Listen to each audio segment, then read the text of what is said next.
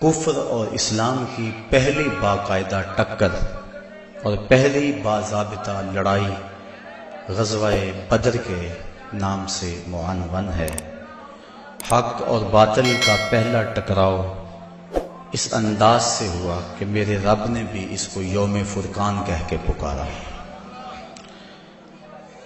جب حضور نے اعلان نبوت کیا، آپ جانتے ہیں کہ پورے قریش اور کفار حضور اور حضور کے غلاموں پہ ٹوٹ پڑے۔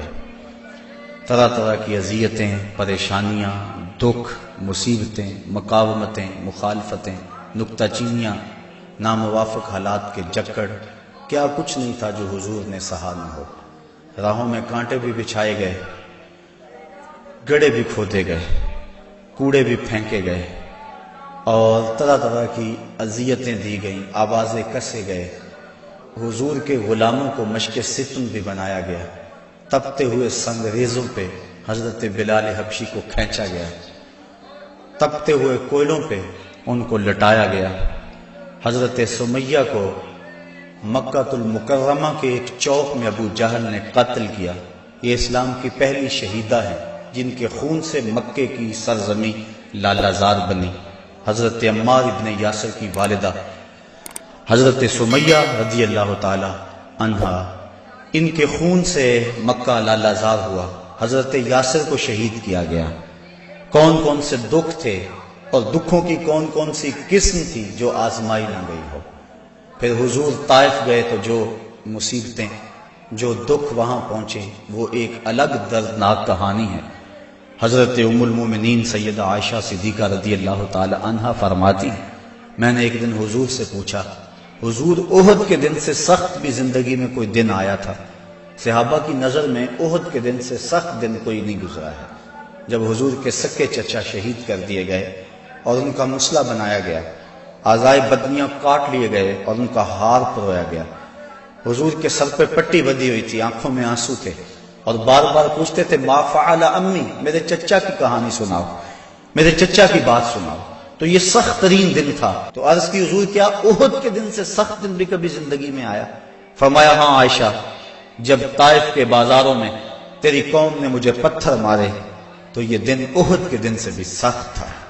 ان کے 3 سرداروں کے پاس حضور پیغام حق لے کر گئے، ان کی ہمدردی کا جذبہ لے کر حضور تشریف لے گئے، لیکن انہوں نے حضور کی دعوت کو مسترد کر دیا، بلکہ اوباشوں کے ہاتھوں میں پتھر دیے، اور حضور جب واپس ہونے لگے تو ان کو 2 رویا کتاروں میں کھڑا کر دیا۔ وہ حضور کے پاؤں پہ پتھر مارتے تھے، حضور پاؤں اٹھاتے تو وہ دوسرے پاؤں پہ پتھر مارتے۔ شدت درد اور احساس کرب سے جب حضور بیٹھ جاتے تو ان کے 2 گنڈے آگے بڑھتے، حضور کو کندھوں سے پکڑ کر اٹھاتے اور پھر پتھر مارتے۔ فرمایا عائشہ، یہ دن احد کے دن سے بھی سخت تھا جب طائف کے بازاروں میں تیری قوم نے مجھے پتھر مارے تھے۔ شاب ابی طالب نے جو 3 سال کاٹے، بھلا اس کو تاریخ کیسے بھول سکتی ہے؟ درختوں کے پتے کھا کھا کے گزر اوقات ہو رہی ہے، عورتوں کی چھاتیوں سے دودھ خشک ہو گئے۔ 3 سال سماجی بائیکاٹ کفار نے کر دیا، اور غلہ تک نہ پہنچنے دیا، وہاں پانی نہ پہنچنے دیا جاتا، اور وہ 3 سال دکھوں کی، اذیتوں کی ایک داستان ہے جو ختم ہوئی، لیکن پائے استقلال میں لرزش نہیں آنے پائی۔ جن کے مقاصد جلیل ہوں، راستے کی سختیاں ان کے قدموں کو روک نہیں سکتی ہیں۔ تکلیفیں، اذیتیں، مقاومتیں، دکھ، رکاوٹیں ان کے راہوں کو ختم نہیں کر سکتی، اور ان کے اٹھنے والے قدم آگے ہی بڑھتے رہتے ہیں۔ وہ تو پیچھے مڑ کے دیکھنا بھی توہین جستجو سمجھتے ہیں۔ تو رہنورد شوق ہے منزل نہ کر قبول، لیلا بھی ہم نشیں ہو تو محمل نہ کر قبول۔ وہ تو آگے بڑھنا ہی زندگی کا حسن اور زندگی کا زیور سمجھتے ہیں۔ میرے اور آپ کے آقا و مولا صلی اللہ علیہ وآلہ وسلم نے سارے دکھ سہے، سارے غم جھولی میں ڈالے، ساری تکلیفیں سہی، زبان سے بد دعا بھی نہیں دی۔ طائف کے بازاروں میں جب یہ اذیت ناک مراحل سے گزرے، اس وقت جو 7 صحابہ تھے انہوں نے عرض کی حضور ان کے لیے بد دعا بول دیں۔ فرمایا میں رحمت بن کے آیا ہوں، میں زحمت بن کر نہیں آیا۔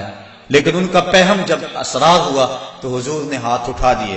صحابہ منتظر تھے، ابھی لب جنبش کریں گے اور ابھی آسمان سے پتھر برسیں گے. یہ دو پہاڑ طائف کے آپس میں جڑ جائیں گے اور یہ درمیان میں پس جائیں گے. لیکن جب لب واہ ہوئے کلمات کیا ترتیب پائے, اللہ مہد قومی فإنہم لا یاقلون, اے اللہ میری قوم کو ہدایت دے دے, یہ مجھے جانتی نہیں ہے. اگر جانتی ہوتی تو مجھے یوں پتھر نہ مارتی, میری راہوں میں پھول بچھاتی. تو پتھر کھا کر دعائیں دینا یہ نبی کا ہی حوصلہ ہے. بلکہ دعا کرتے ہیں الہی کرم کر کو سارے طائف کے مکینوں پر, الہی پھول برسا دے ان پتھروں والی زمینوں پر. فرمایا مجھے ان سے نہیں ان کی نسلوں سے ایمان کی توقع ہے. تو آقا کریم اس انداز کے اندر جو ہے وہ لوگوں کو دعائیں دیتے رہے. حضرت عمر فاروق رضی اللہ تعالیٰ عنہ تلوار کے دستے پہ ہاتھ رکھتے ہیں, حضور ہم کمزور تو نہیں ہیں. فرمایا عمر ابھی جہاد کا حکم نہیں آیا ہے. پھر حکم ہجرت آ گیا, چھوڑ دو اس بستی کو. مکے والے قدردان نہیں ہیں, یہ لوگ آپ کی راہوں میں کانٹے بچھا رہے ہیں, دکھ دے رہے ہیں. میرے محبوب چھوڑ دو, مدینے والے تمہاری راہیں تک رہے. جاؤ جا کے انہیں اپنی زیارت کی دولت سے مالا مال کرو, وہ تمہارے پہ فدا ہونے کے لیے ہر لمحہ تیار ہیں. حضور جب گئے اہل مدینہ نے جس انداز سے استقبال کیا وہ تاریخ کا روشن باب ہے. طالع البدر علینا کی صدائیں جس طرح گونجی, کہیں معصوم ننھی بچیاں تھی دف بجاتی تھی, رسول پاک کی جانب اشارے کر کے گاتی تھی اور کہتی کیا تھی, ہم ہیں بچیاں نجار کے عالی گھرانے کی, خوشی ہے آمنہ کے لال کے تشریف لانے کی. عجیب ماحول تھا, مدینہ چمک رہا تھا, ہر گھر میں خوشی تھی.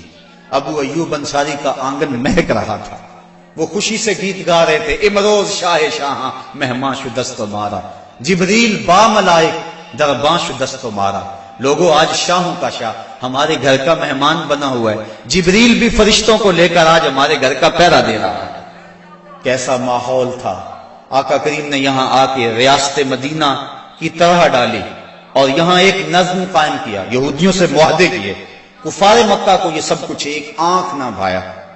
ابو جہل نے عبداللہ ابن ابی کو خط لکھا کہ اہل مکہ جو ہمارے سے تمہارے پاس گئے ہیں ان سے لڑائی کرو, ورنہ ہم تم سے لڑائی کریں گے اور تمہاری بیویوں کو اپنی لونڈیاں بنا لیں گے. اس طرح اس مضمون کا ایک خط مسلمانوں کو بھی لکھا اور مختلف ان کے جتھے مسلمانوں کی چراگاہوں پہ حملہ کرتے رہے اور مسلمان بھی ان کا جواب دیتے رہے. عمر حضرمی کا قتل ایک اہم ایشو بنا اور اس کے بعد ابو سفیان کا قافلہ جو شام سے واپس آ رہا تھا, تو جب انہیں خطرہ لاحق ہوا تو اس نے زمزم غفاری ایک شخص کو سونا دے کر بھیجا کہ جاؤ جا کے تم اہل مکہ کو بتاؤ کہ تمہارا قافلہ خطرے میں ہے اور مدد کو پہنچو. یہ ادھر سے چل پڑا. ادھر حضور کی پھپھی حضرت عاتقہ سلام اللہ علیہا کو خواب آیا کہ ایک سوار اونچی پہاڑی پہ چڑھ کے کہہ رہا ہے کہ اے اہل غدر اپنی قتل گاہوں کو 3 دن کے اندر اندر دوڑو. تو اس کے بعد وہ اونٹ سوار کعبۃ اللہ کی چھت پہ آ گیا اور یہ آواز وہاں بھی لگا ہے. پھر جبل ابی قبیس پہ آ گئے اور وہاں اس نے یہ آواز لگائی, لوگ اکٹھے ہو گئے اور پھر ایک بہت بڑی چٹان پتھر کے اوپر سے گری اور ٹکڑے ٹکڑے ہو گئے. مکے کا کوئی گھر ایسا نہیں تھا جس میں اس کے کنکر اور اس کے ٹکڑے نہ گرے. تو حضرت عاتقہ جب بیدار ہوئی تو انہوں نے اپنے بھائی حضرت عباس بن عبد المطلب رضی اللہ تعالی عنہ کو یہ خواب سنایا. انہوں نے کسی اور کو خواب سنا دیا. چلتے چلتے یہ خواب ابو جہل تک پہنچ گیا. حضرت عباس بن عبد المطلب سین حرم میں طواف کے لیے گئے تو ابو جہل ایک ٹولی کی شکل میں بیٹھا ہوا تھا. کہنے لگا بل فضل, بنو ہاشم میں ایک نبی کافی نہیں تھا کہ ایک نبیہ نے بھی اعلان کر دیا. کہتے میں نے پوچھا کیا ماجرا ہوا, تو اس نے یہ خواب سنایا. میں نے ٹال مٹول کر دی, لیکن اس نے خوب پراپیگنڈا کیا, بلکہ کہا کہ اگر 3 دن تک کوئی ایسا واقعہ نہ ہوا تو ہم چمڑے کے اوپر لکھ کر کعبے کی دیوار سے لٹکا دیں گے کہ سب سے جھوٹا خاندان بنو ہاشم ہے. حضرت عباس رضی اللہ تعالیٰ عنہ فرماتے ہیں کہ میں جب گھر گیا تو مجھے عورتوں نے سخت کوسنے دیے کہ وہ بدبخت پہلے تمہارے مردوں پہ بات کرتا تھا, اب عورتوں پر بھی باتیں کرنے لگ گیا. کہتے میں غصے سے نکلا. میرا خیال تھا جب ملے گا اگر کوئی بات کرے گا تو پھر میں اس کو خوب جواب دوں گا. جو ہی میں سینے حرم میں داخل ہوا تو ابو جہل بھاگ رہا تھا. میں سمجھا کہ شاید میرے سے ڈر کے بھاگ گیا, لیکن ماجرا کچھ اور تھا. زمزم غفاری آ پہنچا تھا. اور وہ ایک اونچے ٹیلے پہ کھڑا ہو گیا تھا. اس نے اپنے اونٹ کے کان کاٹ دیے تھے، ناک کاٹ دی اور اپنی قمیض پیچھے سے پھاڑ دی اور زور زور سے کہا اللتیمہ اللتیمہ اے ادرک اللتیمہ، اور تمہارا قافلہ لٹ گیا، تمہارا قافلہ لٹ گیا، الغوث الغوث، مدد کو پہنچو مدد کو پہنچو. کہتے ہیں بھگدڑ مچ گئی، کیونکہ اس قافلے میں پورے مکے کے لوگوں نے مال لگایا ہوا تھا، لہذا جلدی جلدی وہ جنگ کی تیاریاں کرنے لگے اور 3 دنوں کے اندر اندر وہ مکے سے کوچ کر گئے. ابھی ایک منزل پہ پہنچے تھے کہ ابو سفیان کا قاصد پہنچا کہ ہم بخیریت گزر آئے ہیں، تم واپس ہو جاؤ. سارے صاحب لوگوں نے مشورہ دیا، لیکن ابو جال کہتا تھا نہ، ہم نے بدر میں جانا ہے، 3 دن تک وہاں ہم نے قیام کرنا ہے، وہاں شرابیں پیئیں گے، وہاں جشن منائیں گے، پورے عرب پہ ہماری دھاک بیٹھے گی. اسے بڑے لوگوں نے سمجھایا لیکن وہ ماننے کو تیار نہ ہوا. ہر منزل پہ ہر روز کوئی نہ کوئی سردار دعوت کرتا، 9 یا 10 اونٹ ذبح کرتا اور یہ قافلہ آگے بڑھ رہا ہے. ادھر حضور نے صحابہ کو جمع کیا، مٹھی پر جماعت، ایک چھوٹا سا گھونسلہ جو تیار کیا تھا، ایک چھوٹی سی کائنات اور دنیا جو حضور نے تیار کی تھی. حضور نے فرمایا صحابہ مجھے مشورہ دو، اشیروا علی ایھا الناس، لوگوں مجھے بتاؤ کیا کیا جائے. حضرت عمر فاروق رضی اللہ تعالی عنہ، حضرت ابو بکر صدیق رضی اللہ تعالی عنہ، انہوں نے عرض کی حضور آپ جو چاہیں ہم آپ کے ساتھ ہیں. حضرت مقداد نے عرض کی حضور آپ برق الغماد تک بھی جانا چاہیں تو ہم آپ کا ساتھ دیں گے. حضور نے فرمایا مجھے مشورہ دو. ابو بکر و عمر نے عرض کی اے ہادی دوران، ہمارے مال و جان اولاد سب کچھ آپ پر قربان، غلامان محمد جان دینے سے نہیں ڈرتے، یہ سر کٹ جائے یا رہ جائے کچھ پرواہ نہیں کرتے. اٹھے مقداد، عرض کی اے سرور عالم، نہیں ہیں قوم موسیٰ کی طرح کہہ دینے والے ہم، ہمارا فخر یہ ہے ہم غلامان محمد ہیں، ہمیں باطل سے کیا ڈر، زیر دامان محمد. حضور علیہ السلام نے پھر فرمایا شیرو علیہ ایھا الناس، لوگوں مجھے مشورہ دو. حضرت عمر فاروق پھر اٹھے تو حضور نے پھر کہا شیرو علیہ ایھا الناس، لوگوں مجھے مشورہ دو. تو حضرت سعد بن معاذ اٹھے، عرض کی شاید حضور کی مراد انصار سے ہے. ادب سے عرض کی انصار ہیں ہم یا رسول اللہ، غلامان شہ ابرار ہیں ہم یا رسول اللہ. اگر ارشاد ہو بحر فنا میں کود جائیں ہم، ہلاکت خیز گرداب بلا میں کود جائیں ہم.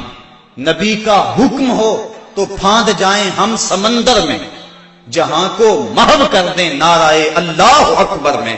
یہ قریش مکہ تو کیا چیز ہیں، دیووں سے لڑ جائیں، سنانے نیزہ بن کے سینائے باطل میں گڑ جائیں. حضور آپ کا حکم تو ہو. آقا کریم علیہ السلام خوش ہو گئے، فرمایا چلو. بدر کی طرف پیش قدمی ہوئی. 313 افراد پر مشتمل یہ قافلہ جب مدینے سے نکلا تو عجیب حالت تھی. مختصر سامان تھا، 2 گھوڑے، 6 زرہیں، 8 شمشیریں. پلٹنے آئے تھے یہ لوگ دنیا بھر کی تقدیریں. مسلمان جب نکلے نا تو ان کے پاس تلواریں بھی 8 تھیں، اور وہ بھی مورخین لکھتے ہیں سلامت نہیں تھی. کسی کا دستہ ٹوٹا ہوا تھا، کسی کی نوک نہیں تھی، کوئی زہر میں بجھنے والی تھی. اور 2 گھوڑے تھے، 70 اونٹ تھے، اور 6 زریں تھی. جن کے پاس تلواریں نہیں تھی انہوں نے کھجوروں کے ڈنڈے توڑ لیے. اللہ اکبر، کیسا منظر تھا، کیسا ماحول تھا.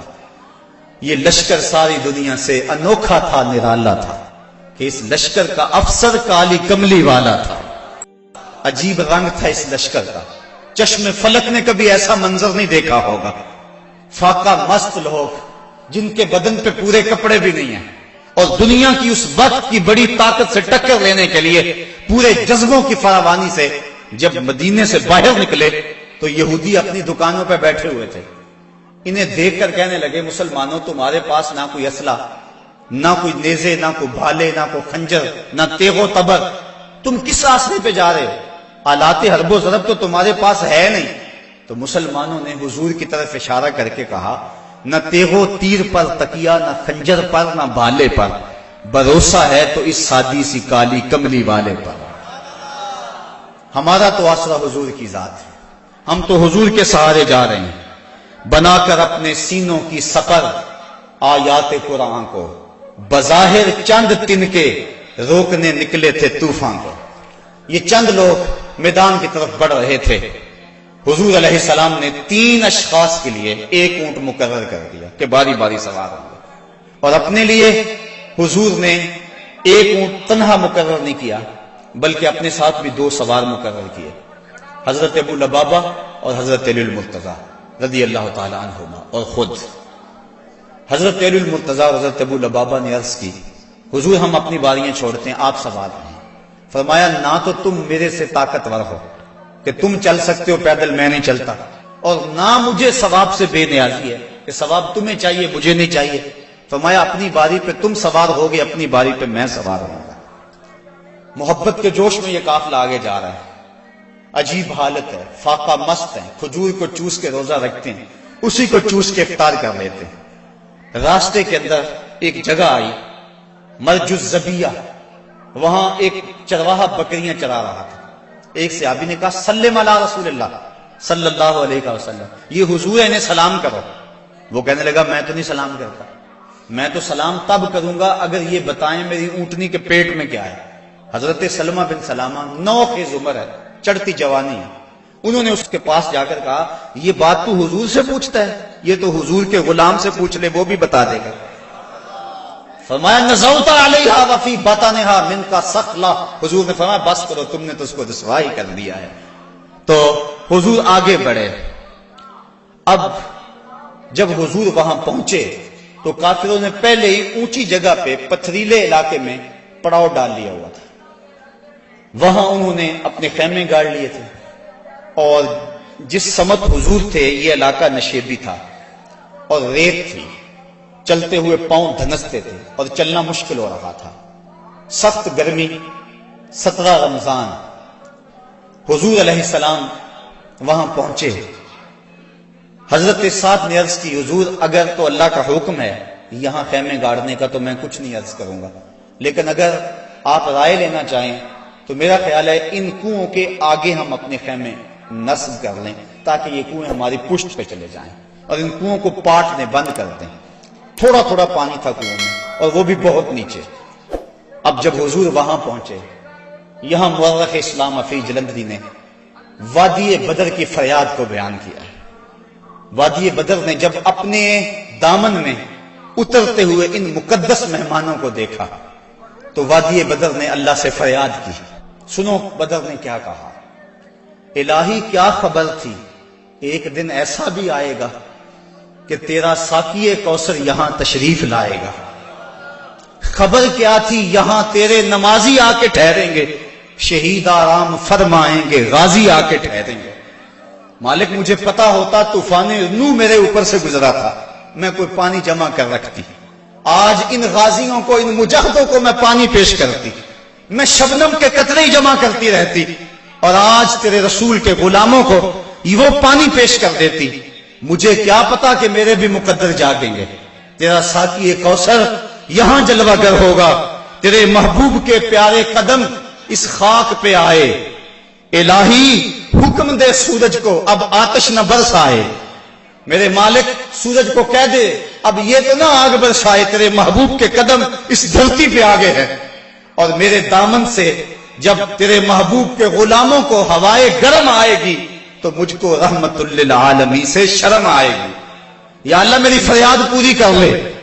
اس وادی نے فریاد کی اور دعا کرتے ہوئے وادی نے کہا برائے چند ساعت ابر بارہ بھیج دے یا رب، برائے چند ساعت ابر بارہ بھیج دے یا رب، بہاراں بھیج دے یا رب، بہاراں بھیج دے یا رب۔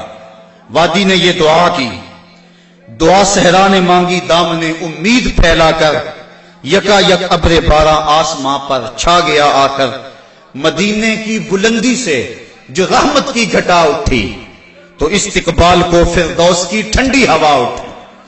عجیب منظر بن گیا، اچانک بارش برسنا شروع ہو گئی اور یہ نشیبی علاقے کے اندر جو ریت تھی وہ جم گئی اور حوض پانی سے بھر گیا، اوپر کیچڑ ہو گیا، وہ چلتے ہیں تو ان کے پاؤں پھسلتے ہیں اور یہاں پاؤں جمنے لگے۔ یہ اللہ کی پہلی مدد تھی جو بدر میں مسلمانوں کو پہنچی۔ رات ہوئی، कुफ्फार ने ऐशो नशात की बज़्म सजाई, लौंडियां साथ आई थी और गाने वाली औरतें साथ थी जो गा गा के उनको दादे ऐश देती थी। शराबों के जाम लड़ाए जाने लगे।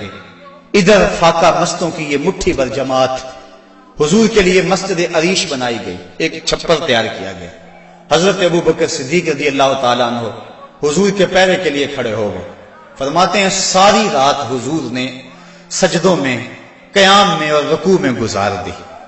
सारी रात अल्लाह की बारगाह में रोते रहे और अल्लाह की बारगाह में अर्ज करते रहे, अल्लाहुम्मा हाज़ा कुरैशुन अक़बलत बिख़ुयलाइहा व फ़ख्रिहा तुहादुका व तुकज़्ज़िबु रसूलका अल्लाहुम्मा फ़नस्रुकल्लज़ी वअदतनी। ऐ अल्लाह, ये कुरैश बड़े फख्र से आए हैं, तुझे भी जटलाते हैं, तेरे रसूल की भी तकज़ीब करते हैं। मेरे मालिक जो मेरे से वादा किया है वो वादा पूरा कर दे।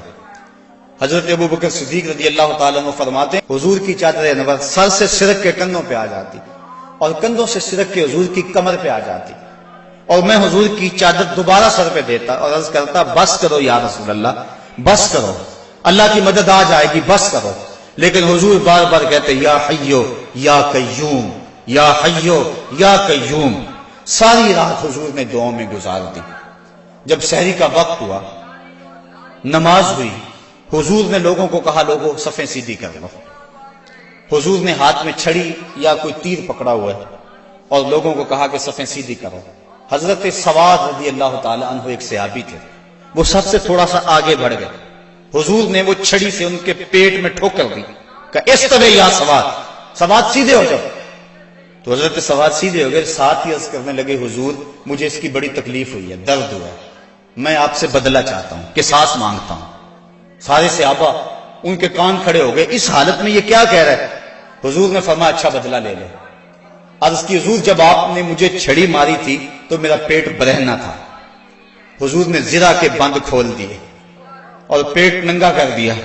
हजरत सवाद ने जब हुजूर के चमकते हुए बतन को देखा, फक़ब्बला बतनहु, तो चिमट गए और हुजूर के पेट को चूमने लगे। हुजूर ने फरमाया, सवाद तुझे इस चीज पे किसने उभारा।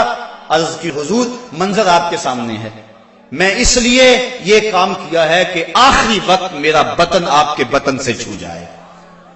अल्लाह के महबूब अलैहिस्सलाम ने सफ़ों को सीधा फरमाया और फिर जाके हुजूर ने सजदे में सर रख दिया और फिर हुजूर ने एक ऐसी दुआ मांगी, आज तक ऐसी दुआ किसी ने नहीं मांगी होगी।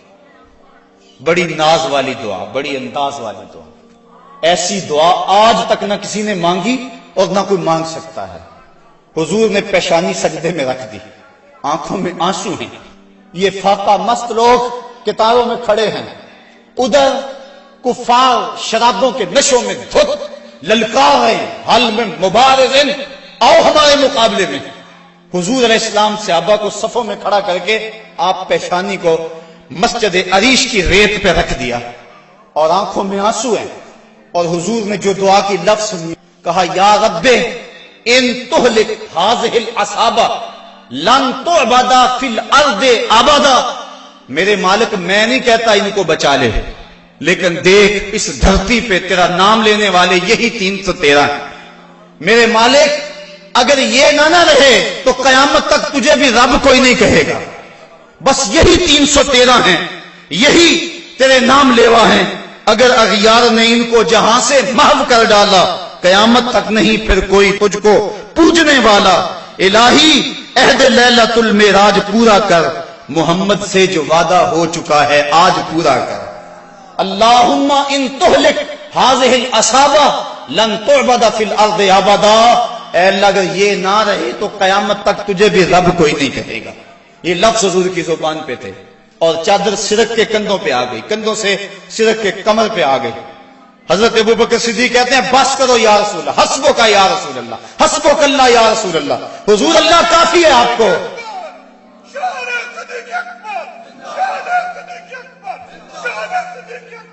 तो कहा, हुजूर बस करो, बस करो, अल्लाह की मदद आ गई। लेकिन हुजूर की आंखों में मुसलसल आंसू हैं और कहते हैं, मालिक यही मुट्ठी भर मेरी जिंदगी की कमाई है, यही 313 है तेरे नाम लेवा रूए जमीन पे। अगर ये ना रहे तो कयामत तक तुझे भी कोई रब नहीं कहेगा। फिर क्या हुआ, अचानक हुजूर ने सर उठाया حضرت ابو بکر صدیق فرماتے ہیں میں دیکھ رہا تھا، حضور نے فرمایا ابشر یا ابا بکر اتاک نصر اللہ ھذا جبریل آخذ بعنان فرسہ، ابو بکر بشارت ہو، مبارک ہو، وہ دیکھو اللہ کی مدد آ گئی ہے، وہ دیکھو جبریل گھوڑے پہ سوار ہیں اور گھوڑے کی لگام کو تھامے ہوئے ہیں اور گھوڑے کے پاؤں کے اوپر گرد جمی ہوئی ہے، وہ دیکھو اللہ کی مدد آ گئی۔ اللہ اکبر۔ حضور علیہ السلام یا حیو یا قیوم کا وظیفہ پڑھ رہے ہیں، ادھر کافروں نے کہا حل میں مبارز ہیں، حضور نے 3 انصاری جوان بھیجے، حضرت حارث، حضرت معاذ اور حضرت معوذ۔ قریش نے پوچھا کون؟ کہا ہم رہط من الانصار، انصار میں سے ہم کچھ لوگ ہیں۔ کہا جاؤ چلے جاؤ، ہمارا تمہارے سے کوئی مقابلہ نہیں، ہمارے جوڑ کے لوگ بھیجو، ہم اپنے جوڑ کے لوگوں سے لڑا کرتے ہیں۔ انہوں نے آ کر حضور سے عرض کی حضور یہ بڑے متکبر ہیں، کہتے ہیں تم ہمارے جوڑ کے نہیں ہو۔ حضور علیہ السلام نے فرمایا قم یا عبیدہ، قم یا حمزہ، قم یا علی۔ عبیدہ تم اٹھو، حمزہ تم اٹھو، علی تم اٹھو۔ کہا جاؤ تم جوڑ کے ہو، بلکہ ان کو توڑ کے آؤ۔ حضرت علی، حضرت حمزہ اور حضرت عبیدہ تینوں گئے۔ انہوں نے پوچھا کون؟ چونکہ انہوں نے زریں پہنی ہوئی تھی، اپنے نام بتائے۔ انہوں نے کہا اکفاؤن کرامن، ہاں اب ہمارے جوڑ کے آ گئے۔ پھر حضرت علی المرتضیٰ جھپٹے اور ایک بار میں اپنے دشمن کا کام تمام کر دیا۔ شیبہ، عتبہ اور ولید یہ تینوں مقابلے میں آئے تھے۔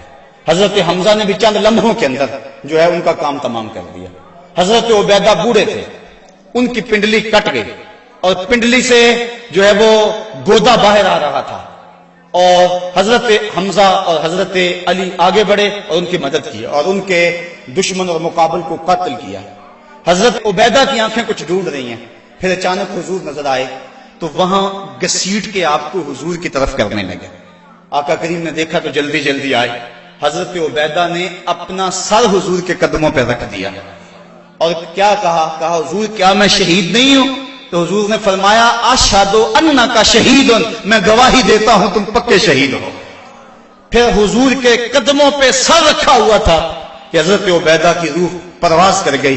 گر وقت اجل سر تیری چوکھٹ پہ دھرا ہو، جتنی ہو قضا ایک ہی سجدے میں ادا ہو، مزہ سردار مرندہ انج آؤندہ، میت یار دے بوئے تے پئی ہو دے۔ حضرت حارثہ رضی اللہ تعالیٰ عنہ ایک صحابی ہیں، ان کو تیر لگا، وہ شہید ہو گئے۔ ذرا منظر دیکھیے بدر کا۔ ان کی ماں کو پتا چلا میرا بیٹا شہید ہو گیا، وہ حضور کی خدمت میں حاضر ہو گئے اور عرض کرنے لگی حضور مجھے بتائیں کہ میرا بیٹا جنت میں گیا یا نہیں گیا، اگر وہ جنتی ہے تو پھر میں صبر کروں گی، نہیں تو میں بین کروں گی، واہ ویلا کروں گی۔ حضور علیہ السلام نے جو جواب دیا سنیے کیا خوبصورت جواب تھا۔ حضور نے فرمایا آوا حبلت یا امہ حارثہ، حارثہ کی امی تجھے کیا ہو گیا ہے؟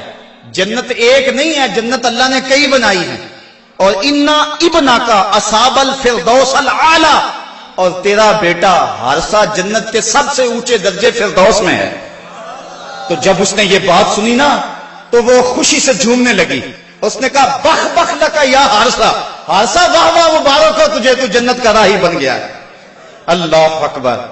اب حضور علیہ السلام اسی چھپر میں بیٹھے ہیں۔ حضرت علی المرتضیٰ فرماتے ہیں میں جنگ کرتا اور کئی کافروں کو جہنم رسید کرتا، پھر مجھے شوق ہوتا میں حضور کے پاس جاتا اور میں دیکھتا حضور سجدے میں سر رکھا ہوا ہے اور کہتے ہیں یا حیو یا قیوم، یا حیو یا قیوم، یہ لفظ حضور کی زبان پہ۔ میں 3 مرتبہ گیا اور تینوں مرتبہ جو ہے وہ حضور کی زبان پہ یہی لفظ تھے اور سر سجدے میں تھا۔ اس کے بعد پھر گمسان کا رنگ پڑا اور کافروں نے یک بارگی حملہ کر دیا۔ حضرت علی المرتضیٰ سے روایت ہے، فرماتے ہیں جب سب نے یک بارگی حملہ کیا نا تو ہم نے کیا دیکھا کہ حضور بھی اٹھ کے آ گئے۔ اللہ اکبر۔ فلک سہما ہوا تھا کافروں کی چیرہ دستی سے، زمین شک ہو رہی تھی غلبہ باطل پرستی سے، مگر جب کملی والا آ گیا اٹھ کر مسلح سے، خدائی ہو گئی محفوظ کافروں کے حلے سے، صدائے نعرہ تکبیر سے تھرا اٹھی وادی کہ امت کے ضعیفوں کی مدد کو آ گیا ہادی، نہتوں کو سہارا مل گیا دستے پیمبر سے، زمانہ گونج اٹھا نعرہ اللہ اکبر سے، فضا میں ہر سمت لہرا گیا اسلام کا جھنڈا، برائے اہل عالم امن کے پیغام کا جھنڈا۔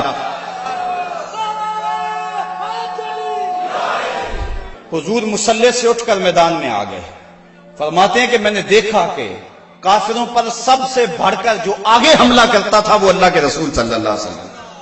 حضور بڑھ بڑھ کے حملہ کرتے تھے اور فرمایا قوموا الی الجنہ عرضها السماوات والارض، نکلو اس جنت کی طرف جس کی چوڑائی زمین و آسمان کے برابر ہے۔ حضور یہ پڑھتے جا رہے تھے قوموا الی الجنہ، بڑھو بڑھو جنت کی طرف۔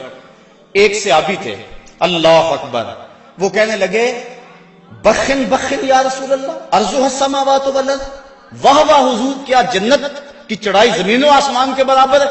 حضور فرمایا ہاں عرضها السماوات والارض۔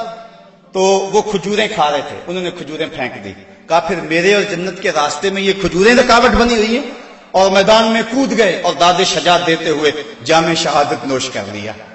پھر ابو جہل نے سوچا کہ یہ تو پانسا پلٹ گیا، تو اس نے کہا آواز دو لنا عزا ولا عزا لکم، ہمارے پاس عزا ہے تمہارے پاس عزا کوئی نہیں۔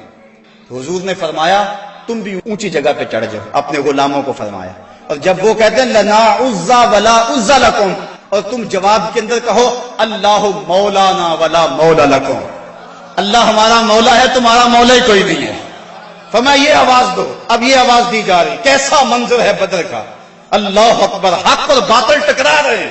اللہ نے بھی اس دن کو یوم فرقان کہہ کے پکارا، حق اور باطل ٹکرا رہے ہیں۔ حضرت عبد الرحمن بن عوف رضی اللہ تعالیٰ عنہ فرماتے ہیں، عشرہ مبشرہ میں سے فرماتے ہیں میں کھڑا تھا کہ دو لڑکے آ گئے، نو عمر، کہنے لگے چچا ابو جہل کو جانتے ہیں؟ میں نے کہا بیٹا تم نے کیا کرنا ہے؟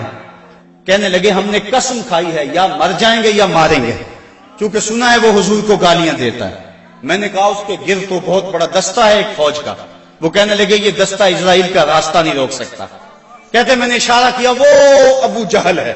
کہتے ابھی میری انگلی اٹھی تھی، میں نے دیکھا شہبازوں کی طرح جھپٹ کے وہ ابو جہل کے اوپر ٹوٹ پڑے۔ لڑتے لڑتے ایک کا بازو کٹ گیا، لیکن اس کا چمڑا جو تھا وہ اڑا رہا، جس کی وجہ سے لڑتے لڑتے رکاوٹ ہوتی تھی۔ اس نے اپنے ہاتھ کو پاؤں تلے رکھ کے توڑ کے پھینک دیا۔ جو جہاد کے راستے کے اندر رکاوٹ بنتا ہے وہ اپنا بازو بھی ہو تو اس کو ہٹا دیں گے راستے سے۔ ابو جہل کی ٹانگیں کاٹی اور پھر دوڑے دوڑے حضور کے پاس آئے، ننھی ننھی تلواریں، چھوٹے چھوٹے بچے، معاذ اور محبس افرا کے بیٹے، یہ دونوں حضور کے پاس آئے اور کہنے لگے حضور، ایک نے کہا حضور ہم نے ابو جہل کو قتل کیا ہے، دوسرا کہنے لگا نہیں نہیں حضور میں نے قتل کیا ہے۔ یہ آپس کے اندر میٹھی لڑائی لڑنے لگے۔ حضور فرمانے لگے تم نے تلواروں کو دھویا تو نہیں ابھی؟ کہا نہیں حضور۔ فرمایا لاؤ اپنی تلواریں۔ تو جب تلواریں لائی گئی تو دونوں کو خون لگا ہوا تھا۔ حضور نے فرمایا کلاکما قتلہ، تم دونوں نے مل کر اسے قتل کیا۔ تو یہ غزوہ جاری تھا اور کافر کٹ کٹ کے گر رہے تھے اور اللہ تعالیٰ نے اسلام کو فتح دی۔ 70 کافر مارے گئے، 70 کافر موقع پہ قتل ہو گئے، 70 افراد کو گرفتار کر لیا گیا، باقی دم دبا کے بھاگ گئے۔ اور سخت سراسیمگی کا عالم تھا، نعرے تکبیر کے لگ رہے ہیں، صحابہ حضور کو دیکھتے ہیں اور میدان جنگ کے اندر کود پڑتے ہیں۔ آواز آتی ہے اقدم ہیزوم، ہیزوم آگے بڑھو۔ صحابہ نے عرض کی حضور یہ ہیزوم کون ہے؟ اور آواز دینے والا بھی نظر نہیں آتا۔ فرمایا یہ جبریل کی آواز ہے، اور ہیزوم جبریل کے گھوڑے کا نام ہے۔ وہ اپنے گھوڑے کو کہتا ہے تو بھی آگے ہو جا۔ شانہ بشانہ مسلمانوں کے جبریل بھی لڑ رہا تھا، وہ بھی جہاد میں تھا۔ اللہ اکبر، اللہ نے اسلام کی فتح کی، اسلام کو کامیابی دی۔ اللہ کے محبوب علیہ السلام نے اللہ کا شکر ادا کیا اور لڑتے لڑتے کئی مناظر آئے۔ حضرت عکاشہ کی تلوار ٹوٹ گئی تو وہ حضور کی خدمت میں حاضر ہوئے، حضور تلوار ٹوٹ گئی ہے، تو حضور کے ہاتھ میں ایک ڈنڈا تھا، وہی اس کو دے دیا۔ فرمایا قاتل بہذا یا عکاشہ، عکاشہ اس کے ساتھ لڑو۔ کہتے ہیں جب یوں لہرایا تو وہ لوہے کی تلوار بن گئی اور ساری زندگی حضرت عکاشہ کے ساتھ وہ تلوار رہی۔ حضرت قتادہ کہتے ہیں کہ میرے یہاں تیر لگا آنکھ کے قریب اور آنکھ کا ڈیلا باہر آ گیا۔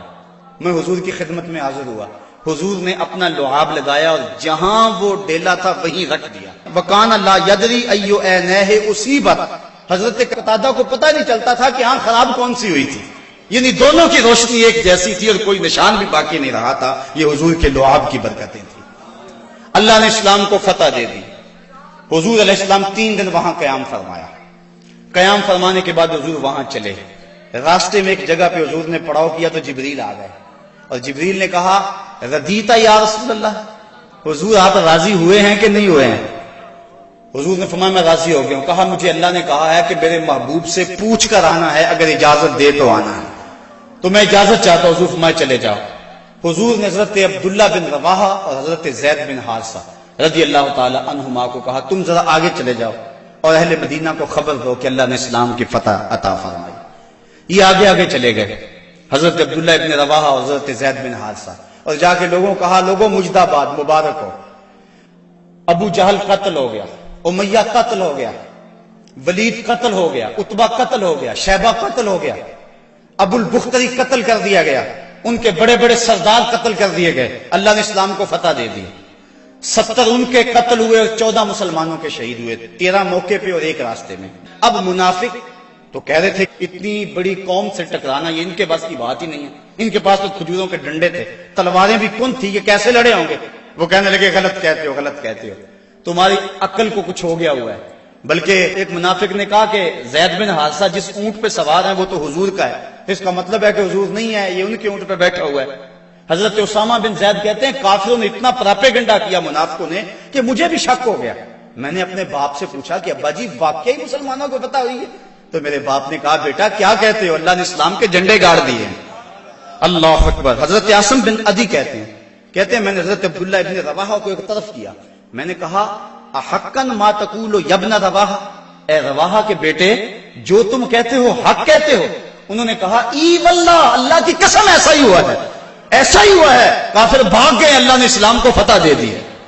کہتے ہیں کہ جب انہوں نے یہ گواہیاں دی تو جو بچے تھے نا مدینے میں وہ باہر گلیوں میں نکل آئے اور اونچی اونچی آواز کیا لگاتے تھے؟ وہ کہتے تھے قتل ابو جہل الفاسق، وہ فاسق ابو جہل قتل کر دیا گیا، قتل کر دیا گیا۔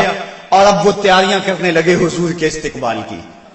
آقا کریم جب تشریف لائے وہ منظر مدینے کا دوبارہ تازہ ہو گیا، اور آج میں اس کو مختلف کتب سید سے پڑھ رہا تھا، کیسا وہ خوبصورت منظر کہ جب حضور تشریف لائے حضور کے چہرے پہ طمانیت کا نور تھا، چہرہ چمک رہا تھا، اور جب حضور نے قدم مدینے میں رکھے تو بنو نجار کی وہی بچیاں دف لے کر آ گئی، اور انہوں نے چھتوں کے اوپر چڑھ کر وہی گیت جب حضور آئے تھے تو گایا تھا، آج پھر ان کی زبان پہ ہے طلع البدر علینا من ثنیۃ الوداع وجب الشکر علینا ما دعا للہ دائی، کہ وہ دیکھو چاند طلوع ہو گیا وداع کی پہاڑیوں سے، وہ دیکھو چاند چڑھ گیا ہے۔